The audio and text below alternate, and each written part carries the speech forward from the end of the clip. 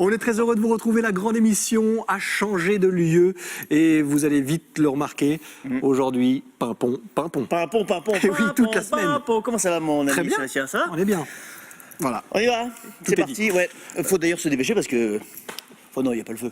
Oh là là, il va y en avoir plein toute la semaine, je vous préviens. Il n'y a pas le feu au lac et tout ça, on fera un petit peu, on va se faire plaisir.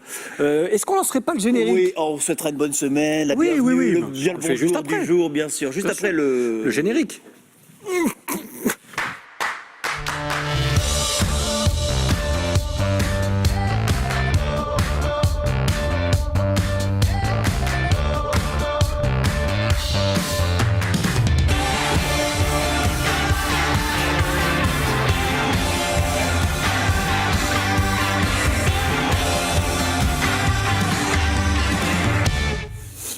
Nous sommes le lundi 16 avril, vous regardez la grande émission. Merci d'être avec nous. Nouveau lieu, nouvel endroit pour installer notre plateau. Vous le découvrez sur ces images de Sébastien Liotard et ses équipes depuis la caserne de Comte. On va se faire plaisir aujourd'hui et toute la semaine avec vous. On fera le tour de l'actualité azuréenne, bien sûr.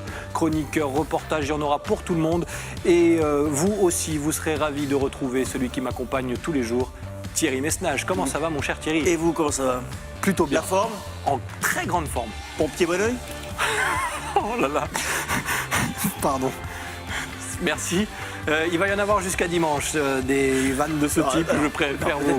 Peut-être pas jusqu'à Si, dimanche. si, je vous vais connais. épuiser toutes celles que j'ai en stock pour aujourd'hui et demain. D'accord. Après, je fous la paix à tout le monde. Promis juré. Merci, c'est gentil. Je suis très content d'être à vos côtés et puisque je n'ai pas salué les téléspectateurs de la grande émission en ce beau lundi, je les salue.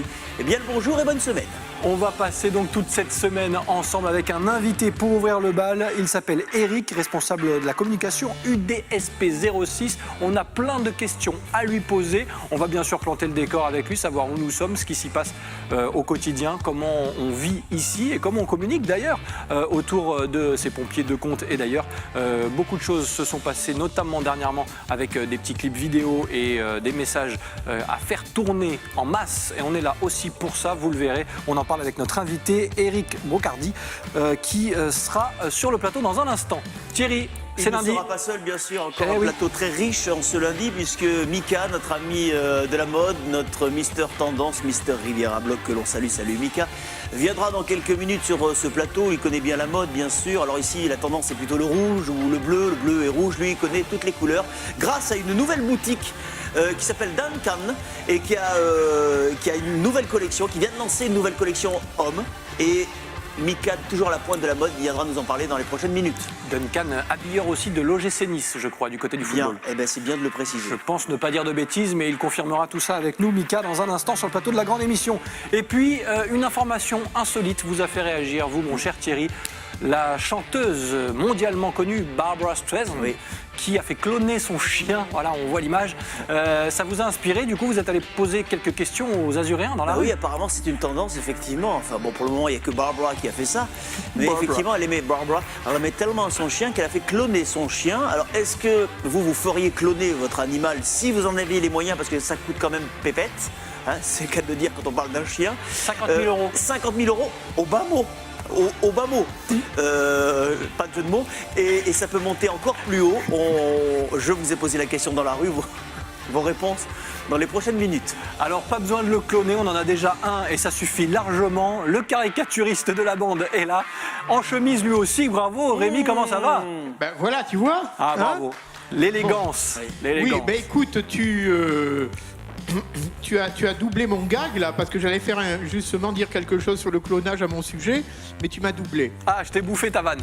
C'est pas Voilà. grave, t'en feras une autre prochainement dans l'émission. Dans une autre émission. De toute façon, tu es inspiré, Voilà, j'imagine. ceci dit, bon ben je vous salue et je dis bonjour également à Mika et Eric donc.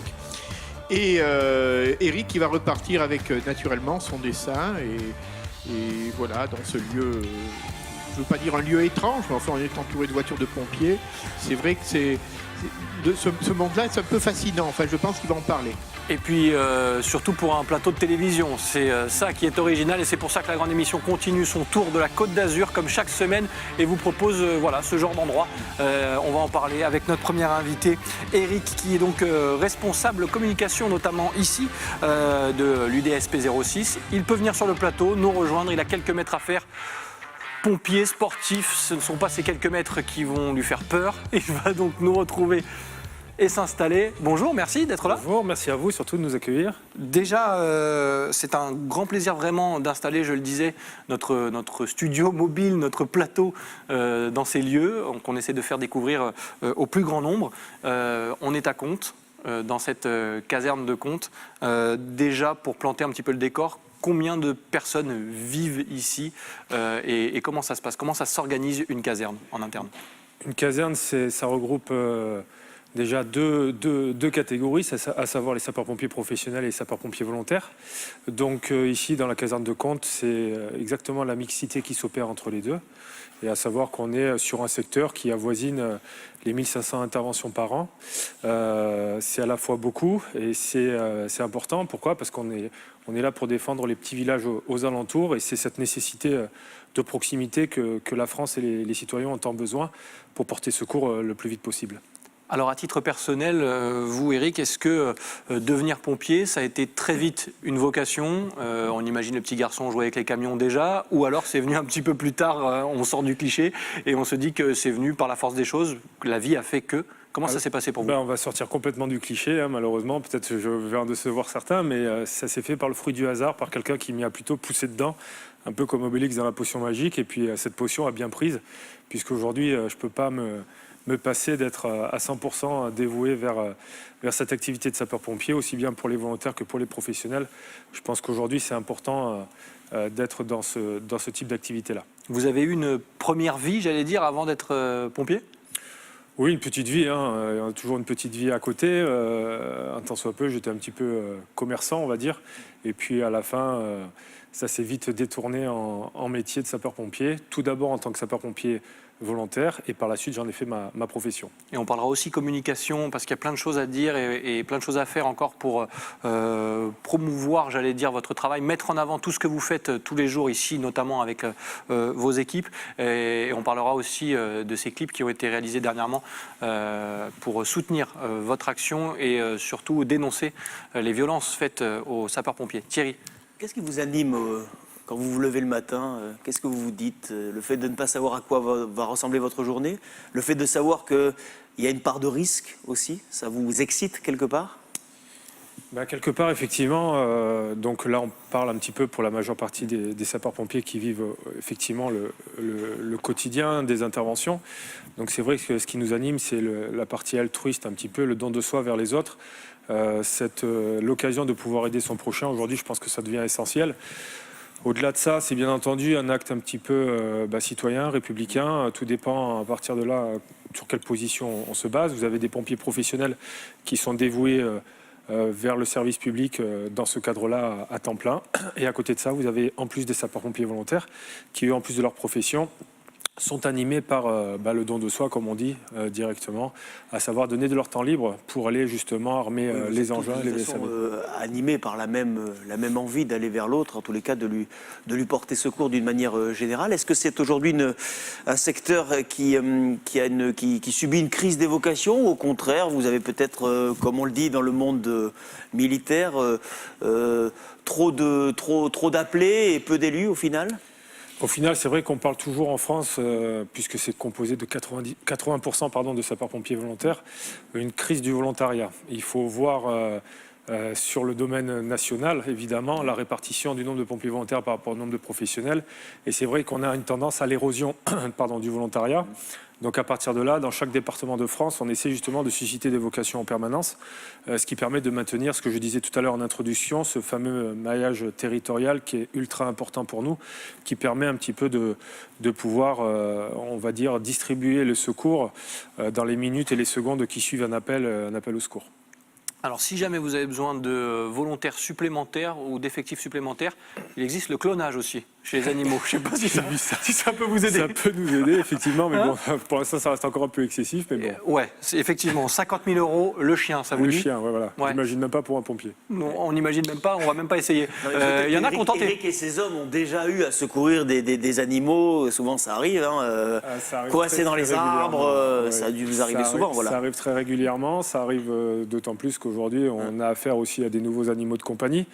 Donc ça nécessite en permanence, voilà exactement, nécessite en permanence pour les sapeurs-pompiers C'est quoi, les de serpents, les iguanes, c'est ça? Exactement. Hein, ouais. Ça, Compliqué, hein. Il faut On a s'adapter. besoin de se remettre en question en permanence et de s'adapter et de rentrer dans une nouvelle phase de formation. Alors on va parler clonage, bien sûr, c'est un petit peu là où je voulais venir forcément, puisque on l'a dit en début d'émission, Barbra Streisand, la chanteuse internationalement connue, a décidé de faire cloner l'un de ses chiens, 50 000 € le chien minimum. Thierry Messnage, ici présent, est allé vous poser la question dans la rue, et vous, si vous aviez les moyens, est-ce que vous ferez cloner votre animal de compagnie? Vos réponses tout de suite dans cet épisode de Titi in the City.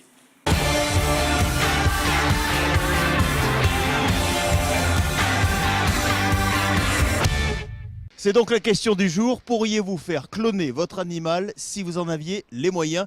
Nous allons poser la question à cette dame, et ça n'est pas un hasard puisque cette dame possède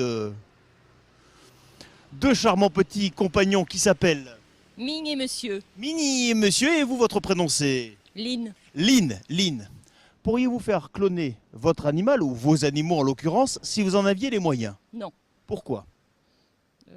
Parce qu'ils sont uniques et je veux qu'ils restent uniques. Je pense pas, non. Pourquoi? Parce qu'il est unique. Je pourrais pas en avoir un deuxième. Même s'il sera physiquement pareil, ce sera pas le même. Combien avez-vous d'animaux à la maison? Alors j'ai 2 chiens. Deux chiens qui s'appellent... Alors il y a Nina et Chanel. Parfait, deux femelles donc. Voilà. Deux femelles de race... Alors il y a un petit bulldog français et puis une qui est un peu croisée entre Yorkshire et Bichon. J'en ai 2 déjà. Deux déjà. Est-ce que vous avez vécu malheureusement la disparition d'un animal? Ouais, mais il est seul et unique, donc du coup pas de clonage. Qu'est-ce que vous avez comme animal? Un chat, Un chat, bien. Un chat qui se prénomme Siléo, Siléo et qui est de race... qui est comme... qui est un chat, voilà, qui est le chat Félix le chat. Oui, Ah oui, non. exactement le même. Félix le chat. Vous avez connu Félix le chat? Oui. Pas encore. Ah oui, c'est Félix the cat. Oh, cat. Oui, Félix le chat qui est un vieux dessin animé en noir et blanc et qui date des années 60. Hein. Bon, bref, en tous les cas, la question c'est de savoir si vous feriez cloner votre ami Félix le chat si vous en aviez les moyens. Non, Non, hein. non. Non, c'est... Bah, je pense qu'il est unique, même si on le clonerait, ce serait pas Ça exactement. serait quand même si c'est tout à fait le même, ça serait pas tout à fait le même. Hein. Il manquerait un petit truc. Il y a un truc. Hein. Oui. Vous auriez l'impression d'aimer quelqu'un d'autre, c'est compliqué quand même. Ça, exactement. Je Qu'est-ce pense que vous... qu'on a un autre chat. C'est dur quand on perd un animal, c'est vrai que c'est très dur. Ça fait partie de la famille, on y est attaché. Mais bon, non, j'aurais pas idée de le cloner. Peut-être qu'on clone des animaux qui sont super races, non, je suppose. Non, mais après, il y a le phénomène, l'aspect affectif, si vous voulez. Ah non, j'ai eu d'autres chiens avant, ils ont tous un caractère tout à fait différent. Bon, un ne remplace pas l'autre, et puis il n'y a pas de raison. Non. Ça pourrait être quelque chose d'envisageable pour vous. Oui, bien sûr. Ah oui, tout à fait. C'est-à-dire qu'on prend le chien, Et on le clone pour en avoir un pareil. exactement pareil. Si c'est un clone, c'est exactement le même. Tout à fait. Bah oui, ça pourrait. C'est pas la mode, mais il y a quelques stars qui s'y mettent, si vous voulez, notamment Barbra Streisand qu'on voit ici, vous voyez, avec ses petits chiens, et qui, parce qu'elle les aimait trop, sans doute, les a fait cloner. Non, moi j'en suis pas à ce point-là. Non. Non. Non, autant j'aime celui que j'ai perdu avant, mais celui-ci je l'aime différemment. Enfin, je l'aime aussi. Non, franchement, non. plus, J'ai pas cet amour. Pour info, ça coûte une blinde. Hein. Oui, ben alors justement. Alors justement, restons comme ça. Ouais. Je vais avoir mon chien, bien le soigner quand il est malade. Et celui-ci, comment s'appelle-t-il? Et Pitou. Pitou, c'est un petit mâle. Oui. Vous lui faire une petite caresse? Bon, on fait une petite caresse à Pitou, un peu mon Pitou. Et dit, fais wawa pour les téléspectateurs de la grande émission. Regarde qui c'est qui est là. Regarde, ça le monsieur là qui est là, c'est Sébastien Serrano. Il adore les animaux. Allez, ciao Pitou, un bisou. J'adore les animaux. Ah ouais, mais je sais que vous êtes l'ami des bêtes. Ah oui, bah oui. Ouais. Mais vous avez vu, globalement, c'est quand même non. À 99,9%, je ne ferai pas cloner mon animal. Mais pourquoi? C'est surtout ça. Il n'y a Pourquoi pas pas forcément d'intérêt. Pourquoi pas, pour certains? Pourquoi pas? Quel débat enflammé, ouais, mon cher c'est- Thierry. c'est- Mais c'est dingue. On pourrait peut-être demander à Mika ce qu'il en pense. Hein. On va le cloner un jour, Mika, vous Hein croyez? Bah, c'est-à-dire que lui, il voit un animal mort, il s'en fait une fourrure. Alors, vous voyez, c'est pas perdu pour tout le Et hop, monde. c'est ce qui s'appelle un lancement magnifique. Mika, bienvenue. Merci d'être là. Merci à vous. Tout va bien, en grande forme? Ça va, depuis la semaine dernière, tout va bien. Très bien. Aujourd'hui, Thierry l'a dit, on va parler d'une marque qui vous tient à cœur. Absolument, Duncan. Ma première chronique, vous vous souvenez, c'était sur Duncan déjà. C'était la toute première. Et il est content, il en parle avec beaucoup de sourires, de nostalgie. Des mois après, maintenant, ça y est, je suis devenu un adulte et je parle à nouveau de Duncan d'une façon un peu moins stressée, je pense. Oui, c'est vrai. C'est vrai. Donc, en fait, je vais parler de la boutique Duncan qui accueille en exclusivité en France la collection de John Varvatos, qu'on ne connaît pas trop en France, mais qui est une vraie star aux États-Unis, parce que c'est vraiment un styliste de mode homme depuis plus de 20 ans qui cartonne là-bas. Donc, c'est le premier point de vente en France qui va accueillir sa collection. Et donc, c'est pour ça que je les mets à l'honneur aujourd'hui dans cette chronique. Et du coup, je ne disais pas de bêtises tout à l'heure dans le sommaire, Duncan est aussi habilleur de l'OGC Nice. Absolument, C'est ça, hein. et d'autres, mais entre autres de l'OGC Nice, absolument. On parle du local pour le coup, et voilà, on en dira un mot tout à l'heure. Vous êtes bien renseigné, bravo. Oui, non, mais après, je Je connais un peu le dossier. Je connais un peu le dossier. On en parle dans quelques instants. La chronique tendance de Mika. Dans quelques minutes, nous, on continue de parler de ce lieu, des pompiers, bien sûr, avec Eric, notre invité ici à Contes. Et on va parler dans quelques instants de Touche pas à mon pompier. Opération assez choc lancée justement pour faire réagir autour de ce traitement qui est réservé parfois et trop souvent d'ailleurs aux pompiers. Avant d'attaquer sur ce dossier-là, l'image du pompier aujourd'hui en 2018, globalement, vous pouvez la résumer comment ? Je crois qu'au fil du temps, elle reste quand même relativement intacte d'une manière générale, puisqu'elle reste toujours une des activités les plus appréciées dans le domaine public. Donc à partir de là, c'est vrai que malgré ce qu'on peut noter, le sujet qu'on abordera tout à l'heure, on reste quand même une activité, une profession, un engagement qui reste bien souvent, on va dire, sacré pour les enfants et comme pour les parents. Comment l'idée est venue ? On va parler de ces clips, on va en voir quelques images d'ailleurs, parce que beaucoup de pompiers, je crois que j'avais un chiffre qui datait de 2016, où il y avait plus de 2000 situations où les pompiers se faisaient parfois caillasser, en tout cas maltraités. Ouais. Je ne sais pas si les chiffres ont changé en 2017, mais c'est déjà trop, et c'est de toute façon trop. Comment l'idée est venue de vouloir sensibiliser avec ces clips vidéo qu'on voit là, parce que je sais que vous êtes à l'initiative de tout ça. Voilà, en fait, c'est sur le plan national, donc vous l'avez cité, c'est plus de 2000 agressions de sapeurs-pompiers en 2016, donc des chiffres donnés par l'Observatoire national. Donc c'est vrai qu'il fallait quand même agir par rapport à ça. Pourquoi ? Parce que tout simplement, aujourd'hui, on voudrait que ce fléau stoppe. On voudrait que ça s'arrête, on en a un peu ras-le-bol. Les hommes qui sont sur le terrain sont assez fatigués, sont assez éreintés par la pression opérationnelle qui s'exerce depuis pas mal de temps. Donc à partir de là, on ne peut pas se permettre en plus d'envisager un paramètre environnemental pour eux quand ils interviennent assez dangereux. Donc à partir de là, c'est vrai qu'on essaie d'agir avec des moyens de communication plus forts et en s'associant avec Cogno Production et d'autres entités, c'est vrai qu'on a essayé de décider sur un scénario, 3 scénarios différents qui sont exactement la retranscription des interventions. Et on en parlera, nous, tout au long de la semaine. On découvrira les autres clips aussi. On recevra d'ailleurs Priscilla Betty, chanteuse, qui a participé activement aussi à ces opérations. Thierry, hallucinant ce qu'on entend. Moi, je suis effaré parce que je crois qu'on est le seul pays à faire ça. On est un pays civilisé, on est la France, et je crois que ça ne se passe pas dans un autre pays. Je n'arrive pas à comprendre la dernière exaction en date. Je crois que c'était donc à la fin du mois de mars, c'était à Bon Voyage, c'est ça, je crois. Qu'est-ce que c'est la signification ? C'est parce que, en fait, pour l'expliquer au grand public qui peut-être n'y voit qu'un caillassage de camions de sapeurs-pompiers et les hommes qui sont avec les camions, mais qu'est-ce qu'il faut comprendre ? Parce que vous représentez l'image de l'État, c'est ça en fait ? Je pense qu'il y a effectivement une partie... Pour qu'on dise, attention, c'est pas le pompier lui-même et son action qu'on vise, mais l'image qu'il représente. Il y a certainement de cela. Seuls les auteurs de ces actes ont les réponses. Nous, on n'arrive pas à l'imaginer. La population en général n'arrive toujours pas à le déterminer. D'ailleurs, quand on fait justement des petites questions autour de nous et quand on présente les clips, ils disent « mais c'est pas possible, pourquoi ils font ça ?» Donc ça veut dire que quelque part, il y a quand même de grosses interrogations là-dessus.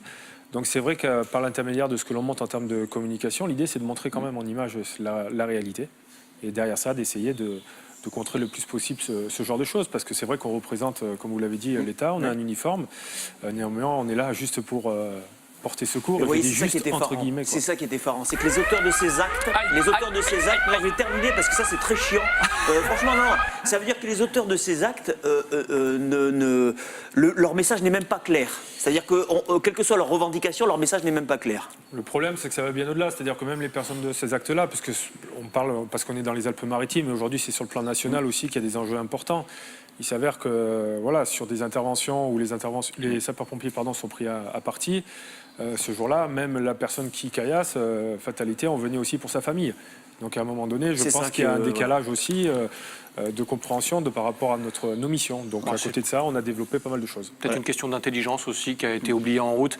Et on peut considérer que ces actes sont complètement crétins. C'est un avis, il est partagé ou pas, on s'en fout un peu, mais au moins c'est dit. On continue de mettre en avant, en tout cas, les bonnes choses qui sont faites au quotidien avec vos équipes. On a entendu la petite alarme, effectivement, le coup de gueule est passé. Donc il faut faire gaffe avec cette sirène, parce que cette semaine, on risque d'avoir beaucoup d'agitation autour de la sirène. Donc j'ai vu Eric qui commençait déjà. J'ai vu, hop, j'ai dit, non, Eric reste avec nous.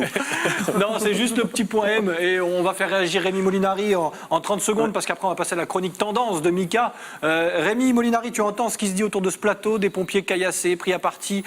J'imagine que ça te révolte et que ça te paraît hallucinant toi aussi. Ton point de vue rapidement?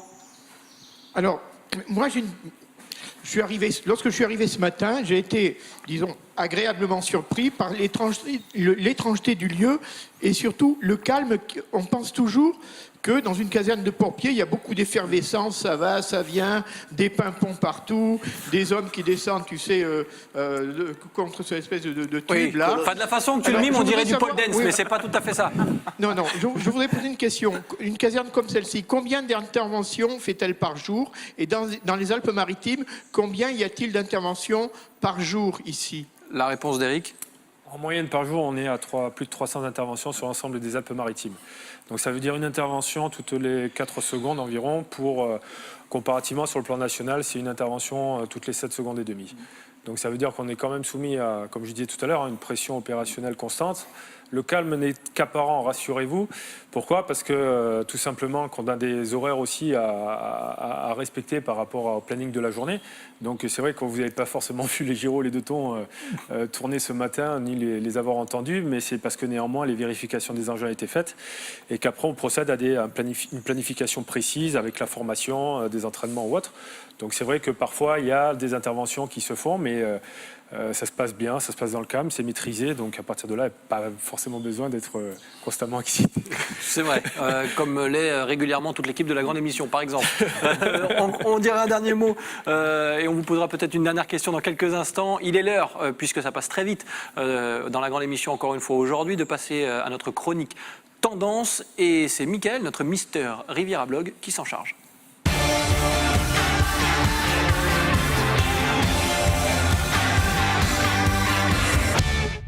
Il est là, je mue, pardon, je viens de muer, il est là. Ouais, Patrick, je t'embrasse. Il est là, formidable.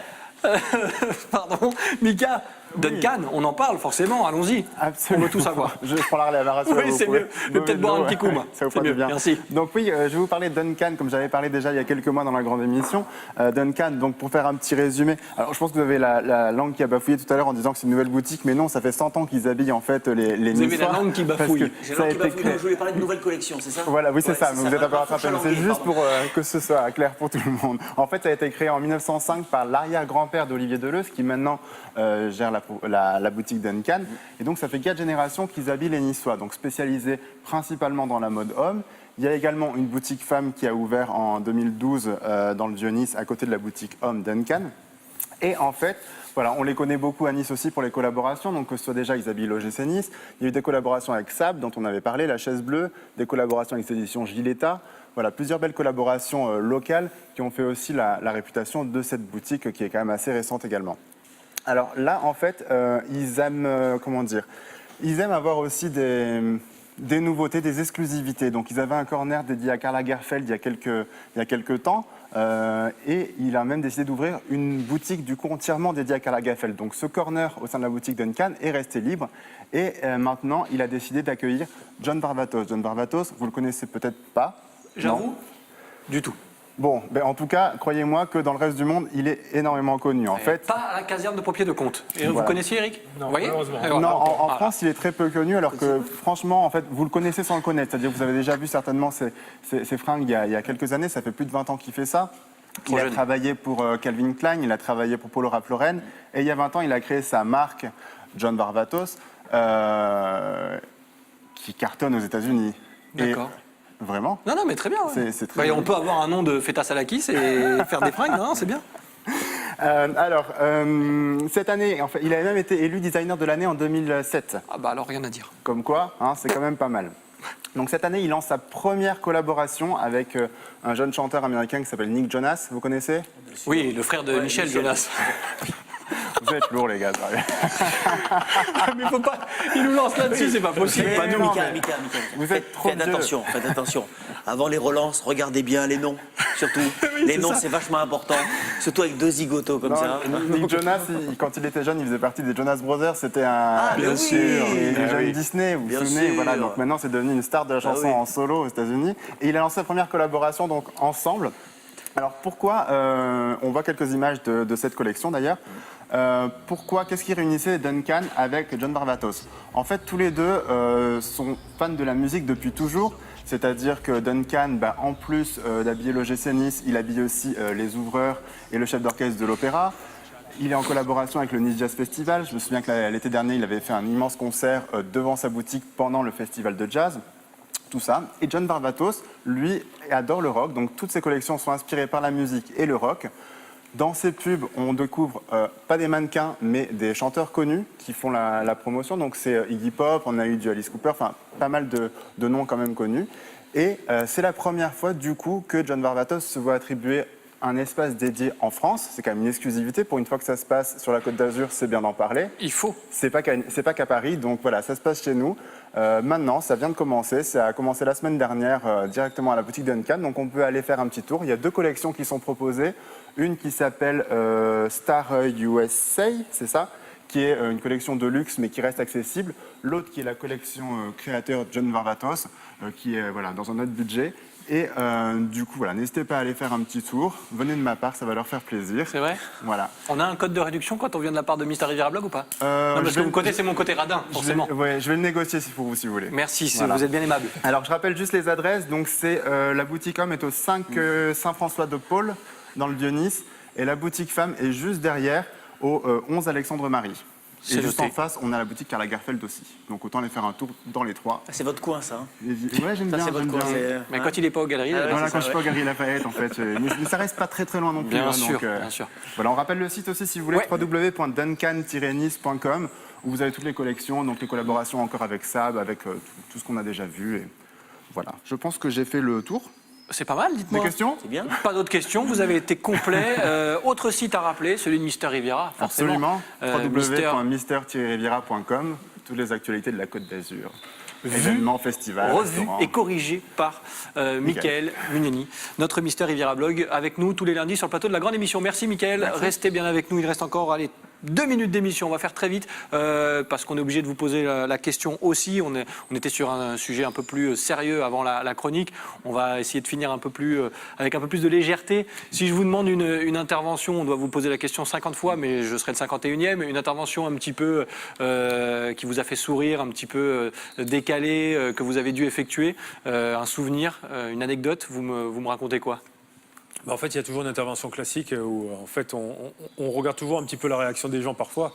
C'est souvent quand on nous appelle pour un chat dans l'arbre qui reste bloqué et qu'on répond tout simplement, quand on est sur place évidemment, qu'un squelette de chat dans l'arbre, ça n'existe pas. Et à partir de ce moment-là, forcément, le chat va retrouver son chemin pour redescendre tranquillement, Bien sûr. pour retrouver son chez-soi. Voilà, C'est vrai qu'ils uniquement sont dans la très réaction peu des nombreux gens. les chats qui décident de vivre dans un arbre sans C'est plus un jamais peu ça descendre. aussi, voilà. Donc Ouais. c'est vrai que c'est la situation qui parfois est un peu cocasse. Alors on termine très rapidement pour rappeler cette opération et ce hashtag qu'on peut utiliser d'ailleurs sur tous les réseaux sociaux, touche pas à mon pompier, pour sensibiliser à ces actes souvent isolés mais beaucoup trop nombreux encore, les pompiers victimes de caillassage parfois, prise à partie souvent.